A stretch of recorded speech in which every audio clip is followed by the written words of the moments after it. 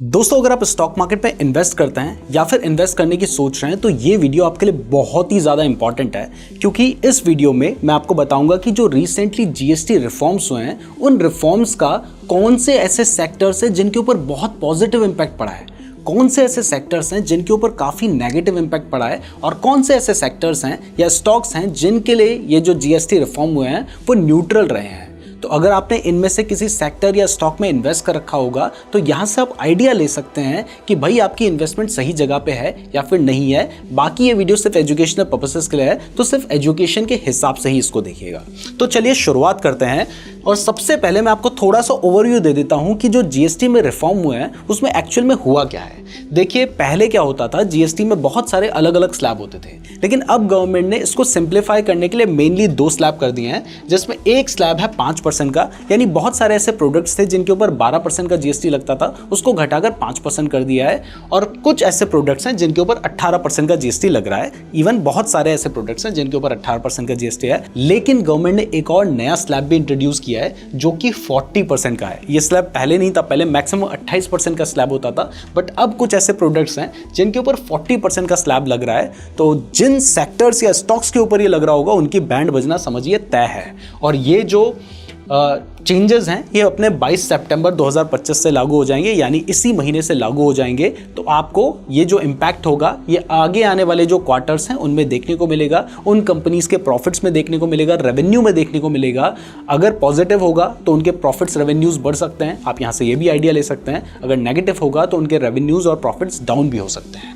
तो आपको overall clear हो चुका है। तो अब चलिए सेक्टर वाइज बात करते हैं। और सबसे पहले हम बात करते हैं कि किन सेक्टर के लिए ये जो जीएसटी का रिफॉर्म हुआ है ये नेगेटिव रहा है। तो सबसे पहले देखिए, लग्जरी कार्स या एसयूवीज आप बाय करते हैं तो इनमें देखा जाए तो पहले ना 50% के आसपास का टैक्स लग जाता था, मतलब कि 28% का वहाँ पे लगता था जीएसटी और 22% के आसपास का सेस लगता था। ओवरऑल 50% लगता था। गवर्नमेंट ने अब कहा है कि सेस हटाओ, सीधा 40% का आप यहाँ पे जीएसटी दे देना। तो देखा जाए तो टैक्स कम हुआ है, लेकिन देखिए उम्मीद जो थी वो ज़्यादा की थी। लोगों को लगा था कि इसके ऊपर भी शायद जो टैक्स होगा वो 18% के आसपास आ जाएगा या कम हो जाएगा, लेकिन बहुत ज़्यादा डिफरेंस नहीं है। इसलिए हम कह सकते हैं कि हाई एंड जो लग्जरी कार्स हैं, एसयूवीज हैं, उनके लिए कुछ खास पॉजिटिव ये नहीं है एंड समवट नेगेटिव है, क्योंकि एक्सपेक्टेशन हमारी ज़्यादा थी।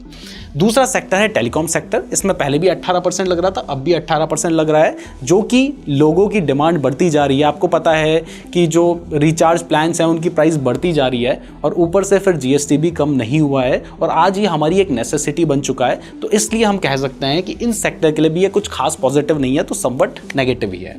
तीसरा, फार्मा सेक्टर। बहुत सारे लोगों को लग रहा होगा कि फार्मा सेक्टर के लिए ये पॉजिटिव है।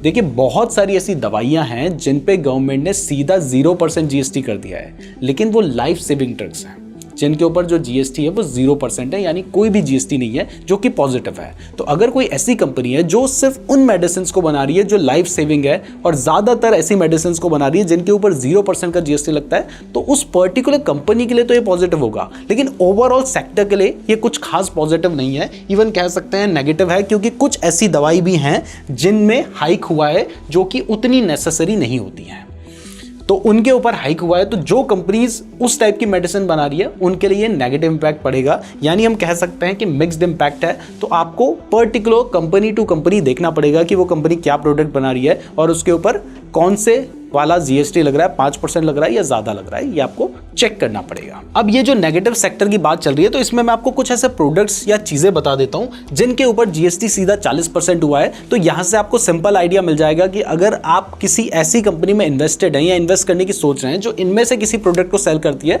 तो उनके लिए जाहिर सी बात है ये नेगेटिव है। सबसे पहले टोबैको प्रोडक्ट आते हैं। 1-2 कंपनी ऐसी हैं जो स्टॉक मार्केट में लिस्टेड हैं जिनका ज़्यादातर बिजनेस इन्हीं प्रोडक्ट से आता है, तो उनके लिए जाहिर सी बात है ये नेगेटिव है, क्योंकि 40% का जीएसटी लगा दिया गया है।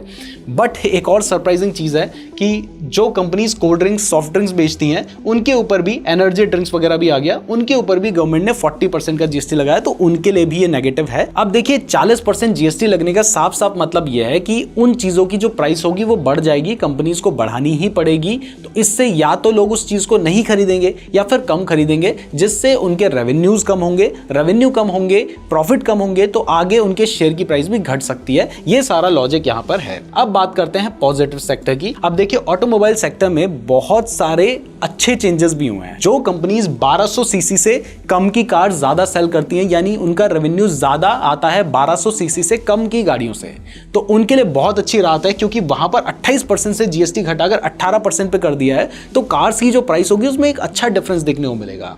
ऐसी कंपनीज जिनका ज्यादातर रेवेन्यू उन बाइक्स स्कूटीज से आता है जो कि 350 सीसी से कम की हैं, तो उस पर भी जो जीएसटी है उसको 10% घटाकर 18% के आसपास कर दिया है। तो इस केस में भी उन कंपनीज को अच्छा बेनिफिट मिलेगा, क्योंकि वो चाहें तो अपनी स्कूटी की प्राइस या अपनी बाइक की प्राइस घटा सकते हैं। तो इससे क्या होगा, इससे डिमांड बढ़ेगी, लोग ज्यादा उन गाड़ियों की तरफ अट्रैक्ट होंगे, जिससे उनका आगे चल के रेवेन्यू बढ़ेगा। और अगर ऐसा नहीं भी होता तो ये कंपनीज क्या कर सकती है, अपने मार्जिन बढ़ा सकती हैं अपनी प्राइस को सेम रख के, तो उससे भी कंपनी को बेनिफिट होगा। इसके अलावा बस, ट्रक या 3 व्हीलर्स, ऑटो, ये सारे जो कंपनीज हैं जो ये पार्ट्स बनाती हैं, इनके ऊपर भी पहले 28% का जीएसटी लगता था, जो कि कह सकते हैं गलत था, और अब 18% कर दिया गया है, यानी सही नंबर पे ले आया गया है। तो उनके लिए भी ये पॉजिटिव है। तो अगर कोई कंपनी पार्ट्स बनाती है, आप उस पर भी अपनी नजर बनाए रख सकते हैं। और यहां पर सबसे बड़ी बात है कि देखिए, अब फेस्टिवल सीजन शुरू होने वाला है और उससे पहले ही ये राहत दे दी गई है, तो फेस्टिवल सीजन के टाइम पर इन लोगों की सेल्स बढ़ सकती है, इनके जो आगे आने वाले क्वार्टर के रेवेन्यूज होंगे वो बढ़ सकते हैं, और अल्टीमेटली वो उनकी शेयर की प्राइस में भी रिफ्लेक्ट कर सकता है। इसके बाद नेक्स्ट सेक्टर जिसके लिए ये जो चेंजेस हुए हैं वो बहुत पॉजिटिव हुए हैं, वो है FMCG and consumer durable sector. देखिए, बहुत सारे एफएमसीजी प्रोडक्ट्स के ऊपर पहले 12% का जीएसटी लगता था, अब उसको घटाकर 5% कर दिया गया है। जैसे biscuit, package food, soaps, toothpaste, इन सभी के ऊपर 5% का जीएसटी कर दिया है। तो अगर प्राइस नहीं भी घटाते हैं वो कंपनी वाले, तब भी उनके मार्जिन तो बढ़ने ही है, यानी उनका प्रॉफिट भी बढ़ेगा, जिससे उन कंपनी के शेयर की प्राइस में एक अच्छा मूवमेंट देखने को मिल सकता है। ये सिर्फ मैं आपको एजुकेशनल पर्पसेस के लिए बता रहा हूं। इसके अलावा जो एसी हो गया, पहले 28% जीएसटी लगता था, टीवी, डिश वॉशर, इन सब के ऊपर 28% जीएसटी लगता था, अब 18% किया गया है। तो इससे भी इनकी प्राइस थोड़ी कम हो सकती है, जिससे इनकी डिमांड बढ़ेगी और आगे इनका रेवेन्यू बढ़ेगा, या फिर किसी ना किसी तरीके से इनका रेवेन्यू बढ़ी जाना है, जो कि इन कंपनीज के लिए भी अच्छा है। तो अगर इन दोनों सेक्टर के ऊपर आपने इन्वेस्टमेंट कर रखी है या करने की सोच रहे हैं, तो आप अपनी नजर बनाए रख सकते हैं। अगला सेक्टर है सीमेंट एंड कंस्ट्रक्शन सेक्टर। देखिए, सीमेंट के ऊपर भी पहले 28% का जीएसटी लगता था, अब 18% का जीएसटी लगेगा, यानी घर बनाना सस्ता हो सकता है, और जो सीमेंट रिलेटेड कंपनीज हैं उनके लिए भी ये थोड़ा बहुत पॉजिटिव हो सकता है। अब अगले सेक्टर पे चलते हैं, तो insurance and financial service sector. इस सेक्टर के लिए तो बहुत पॉजिटिव रहा है, क्योंकि गवर्नमेंट ने लाइफ इंश्योरेंस और हेल्थ इंश्योरेंस के ऊपर 0% का जीएसटी कर दिया है। तो अब लोगों के लिए इंश्योरेंस खरीदना सस्ता हो जाएगा, तो ज्यादा लोग इंश्योरेंस खरीदेंगे, जिससे इनके रेवेन्यूज बढ़ सकते हैं। तो अगर आपने इनसे रिलेटेड किसी कंपनी में इन्वेस्ट कर रखा है, तो उसका रेवेन्यू, उसका प्रॉफिट बढ़ सकता है, और अल्टीमेटली आपको भी उसका बेनिफिट मिल सकता है अगर आपने इन्वेस्टमेंट किया है। लेकिन क्लियर कर दूं, मैं किसी भी कंपनी का नाम नहीं ले रहा हूं, मैं आपको सेक्टर्स बता रहा हूं। आपने खुद डिसाइड करना है कि कौन सा पर्टिकुलर कंपनी है जिसके लिए सही रहेगा। हम आपको एक जनरल ओवरव्यू दे रहे हैं। इसके बाद नेक्स्ट हम बात करें हॉस्पिटैलिटी एंड सर्विसेज सेक्टर की। देखिए, बहुत सारी होटल से रिलेटेड कंपनी है जो लॉस में चल रही हैं, अब उनको भी थोड़ा बहुत बेनिफिट इससे मिल सकता है, क्योंकि वहां पर भी जो जीएसटी है वो 18% से घटाकर सीधा 5% कर दिया गया है। तो अगर आपने होटल सेक्टर से रिलेटेड किसी कंपनी में इन्वेस्ट कर रखा है, तो उसके लिए भी ये बेटर रहेगा। अब फाइनली न्यूट्रल बात कर लेते हैं। तो अगर आपने आईटी सेक्टर में इन्वेस्ट कर रखा है, तो उसके लिए ये बिल्कुल न्यूट्रल है, क्योंकि एक तो उनका ज्यादातर रेवेन्यू एक्सपोर्ट से आता है, दूसरा यहां पर कोई जीएसटी में चेंज भी नहीं किया गया है।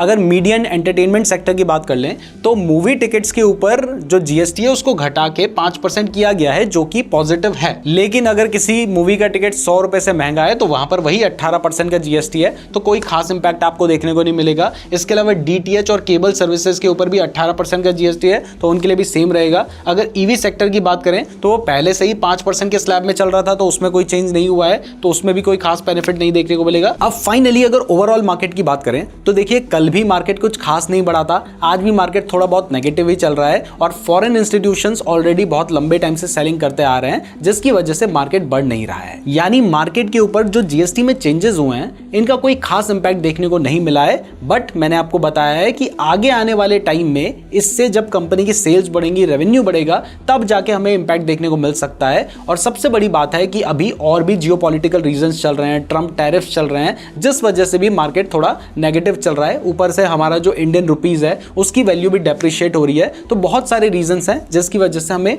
मार्केट में एक डायरेक्ट इंपैक्ट देखने को नहीं मिला। बाकी अगर आप इन्वेस्टमेंट करते हैं तो आपको सेक्टर्स या स्टॉक्स के हिसाब से करनी चाहिए। ये वीडियो सिर्फ एजुकेशनल पर्पसेस के लिए थी, तो इसे सिर्फ एजुकेशन के हिसाब से ही लीजिएगा। वीडियो पसंद आई है तो वीडियो को लाइक और चैनल को सब्सक्राइब जरूर कर दीजिएगा। अगर आप स्टॉक मार्केट में इन्वेस्ट करना चाहते हैं तो डीमैट अकाउंट का लिंक डिस्क्रिप्शन पे दे रखा है। अगर आप क्रिप्टो में ट्रेड करना चाहते हैं तो मैंने आपको डेल्टा एक्सचेंज का लिंक भी डिस्क्रिप्शन पे दे रखा है। और अगर आप क्रिप्टो ट्रेडिंग के बारे में डिटेल में सीखना चाहते हैं तो आप ये वाली वीडियो देख सकते हैं। धन्यवाद।